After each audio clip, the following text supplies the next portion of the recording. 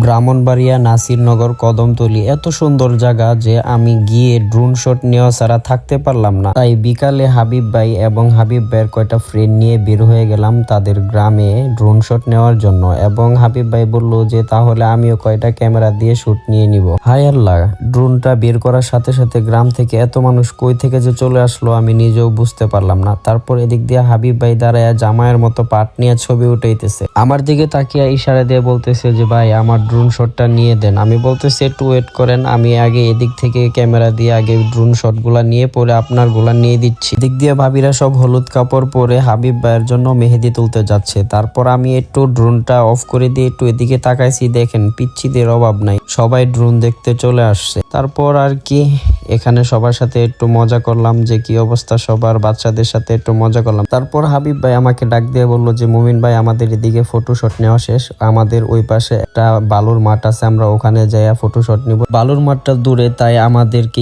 Speed boat নিয়ে যেতে হবে। তাই আমরা সবাই মিলে স্পিড বোটে উঠে বসলাম। সত্যি স্পিড বোটে উঠার মজাই আলাদা। তারপরে এদিকে ভাবিরা যে মেহেন্দি তুলতে গেছিল তারা মেহেন্দি তোলা শেষ করে নৌকা দিয়ে যাচ্ছে, তো আমরা সবাই একটু ইশারা দিলাম। তো আমরা গন্তব্যস্থলে চলে আসছি, এটাই হচ্ছে বালুর মাঠ। এখানে আসার পরে এখানেও দেখি পিচ্চিরা আমাদের হাতে ড্রোন দেখে অনেক পিচ্চিরা জড়ো হয়ে গেছে, তো আমরা এখান থেকে শুট নিব। মায়ের কালকে বিয়ে, জামাই অনেক খুশি। তো আমাদের এখানে ড্রোন শট এবং ফটো শট নেওয়া শেষ, তো আমরা এখান থেকে এখন চলে যাব। ওই যে দেখেন আমাদের জন্য স্পিড বোট দাঁড়ায় আছে, তো আমরা এখন স্পিড বোট দিয়ে আমরা সবাই এখন বাসায় চলে যাব, যাই রেস্ট করব। তো আমাদের ফটো শট এবং সবকিছু নেওয়া শেষ। গ্রামের ড্রোন শট গুলা অলরেডি আমার ফেসবুক পেজ এবং ইউটিউব চ্যানেলে আপলোড করা আছে, সবাই দেখে আসবেন। এবং ভিডিওটা কেমন লাগছে সবাই কমেন্ট করে জানাবেন। ধন্যবাদ।